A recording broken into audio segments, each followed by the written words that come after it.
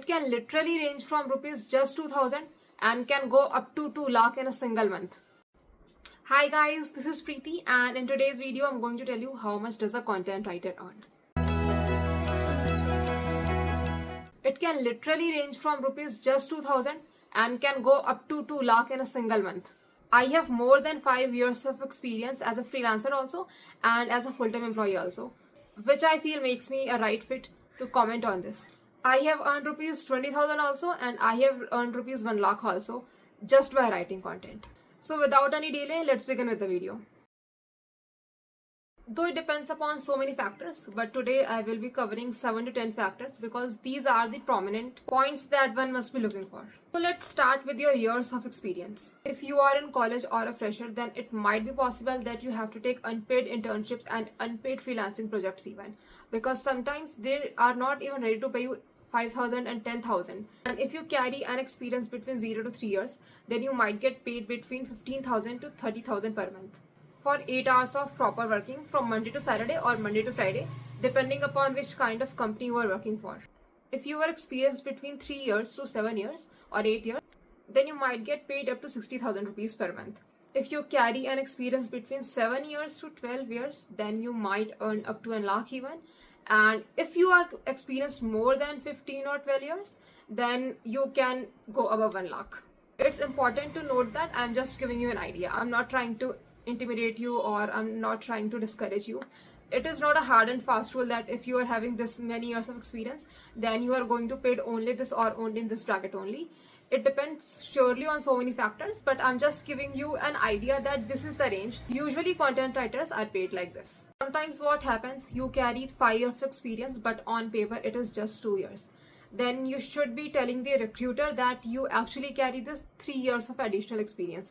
It will definitely add value to your resume.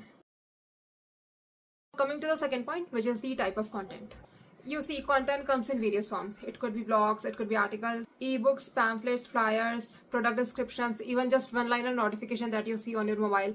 All these are content only. The ad banner that you see, it is also a content. So it greatly depends which kind of content you are writing. If you can write all this type of content, then you might get paid above 40,000. And if you are experienced only in a single thing, let's just say you can write only ebooks, only white papers or only blogs and articles, then you might get paid less than 40,000. It also depends upon how much expertise you carry. If you write only ad banners, but your ad banners are this creative that only you can write in your niche, or you come under top 10 or top 1%, then you might get paid in lakhs even. So it also depends upon the expertise that you carry and not just the range that is going on in the market. How can we miss supply and demand gap? If supply is less and demand is much high and you have that skill, then you get again paid in lakhs. But if you are providing a value which majority of the content writers can provide, then again, you will be seen as somebody who is average. Third point, type of industry. See, many people say that this industry pay more, this industry pay less, but I would say I disagree and agree at the same time. It is somewhat true that industries like finance, investment, cryptocurrency are more in demand, so they are definitely going to pay you well. But at the same time, companies like petroleum and oil are not much in demand when it comes to content writing, so they might pay you very less as compared to finance brands. But again, I would like to say here that if you are extremely expert in petroleum and oil industry, that you can actually surpass that finance guy or a finance girl who is writing blogs on a daily basis. If a thing has a pro, then it has similar con also at the same time. And it is true in almost all the aspects of life. It's not just about content writing and career. Coming to the next point, which is language in which you are writing. I see only a few people covering this topic of language, but I would like to say here that if you are writing in English language, competition is going to be high, but then opportunities are also going to be high. And if you are writing in any other language like Hindi, Urdu, Farsi, Tamil or Kannada, then I would say that okay, vacancies are there. People do want in their local language. There are recruiters who want you to write in their local language, but again, competition is less, but chances are also less.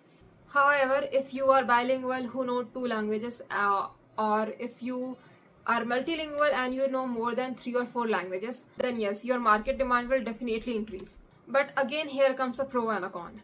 For example, if you are dedicating 3 hours for English, 3 hours for Hindi, and let's just say 3 hours for Spanish language, Then in all the three languages, you will get the expertise, but it is not going to be that in-depth expertise. But if you're going to dedicate 12 hours to a single language, then you will able to write articles in extreme depth, but again, at the same time, you won't be able to write in other two languages. If the market rate is 40,000 for English, then it is a very high chance that it is going to be 40,000 for Hindi also. I would like to add here that your location and your country also does matter. If you are in USA and you know Hindi, then it might be the case your market value is very high as compared to the other Americans. And in the same manner, if you are here in India, so I would say here that your market value will definitely decrease. And likewise, if you are an Indian who does know Spanish, then in India your market value is going to skyrocket. But if you are a person in Spain or in Latin America, then it's like everybody can write or read in Spanish, so your market value is not going to be that high. So please keep that in mind also. Coming to the next point, if you are a person who is working in an MNC, then you might get paid between 25,000, even less than 25,000, I would say. They are not even willing to pay you 20,000 in hand. Can you imagine the situation of these so-called billionaire MNCs? But at the same time, if you are working in a startup or a mid-level company, then they can easily pay you above 35,000 to 60,000. And if you are a freelancer, you can go above even a lakh. Yes, above a lakh. This is possible. But let me tell you pros and cons yet again. In MNC, you are going to get your salary on time and fixed salary on time. But again, you are going to get only single and rigid projects only. You won't be able to grow properly. Your growth is not going to be exponential. If you are a freelancer, your income might come in waves. In a single month, you might get more than a lakh, and in another month, you might not get any project. So it's very important to keep your savings intact. But your growth is going to be extremely exponential in freelancing because you are going to get a lot of projects, a lot of different kind of work, horizontally also and on vertical levels also. And lastly, coming to a mid-level startup or a mid-level company, I would say divide it in two parts. If it is acting like an MNC, then again you will be tied to only a single project. And if it is acting like a startup and if it is like a marketing agency, then again you are going to get 3-4 different clients or 3-4 different niches depending upon the bandwidth of the company. The pay in a mid-level company is usually between 35,000 to 70,000. We often do not talk about this second last point, but I do not want to miss it, which is how you market yourself. See, there are so many people on this earth who are having a lot of skills and a lot of potential, but they haven't got the opportunity, they haven't got the privilege or money or the capital to do so. And then there comes those people who do have a lot of skills, but they do not know how to market themselves. And I'm telling you, I was one of them, and I can say I'm still improving. How you market yourself is extremely important. For example, if you are saying you write blogs, then it might be the case your client is not going to listen to you. But if you are saying, I have written more than 50 blogs and I have converted more than 100 clients, and because of me, my client got 10,000 followers, then there's a very high chance that your new client will get impressed by you. So you have to learn two skills. One is content writing and second is how you market yourself. It's completely okay if you fail 1, 2, 3 or 4 times. I have also failed, but do not give up. That's my only suggestion. Do not give up. Every expert was a beginner once. Last point is your own USP. See, every human is different and every human has got at least one unique selling point that nobody can ever copy. But how you represent it, how you are going to convert that intangible thing of yours into a tangible thing has to be done by you only. Neither can any course nor me can teach you how you're going to do it. You have to do it yourself only. You have to take out your time. You have to figure out things on your own. You have to see which extra skills you can acquire. You have to see where you are lacking and where do you have to improve. You have to build your own networks. It's you who is going to put in the work of how you can going to build your network and how you're going to get more clients. It's you who has to adapt yourself to new technologies. There's nobody who can rescue you and there's nobody who can give you a short, quick formula to learn all these things. So put in the work, build your portfolio, pitch clients, and start working either as a freelancer or like a full-time employee. It's up to you.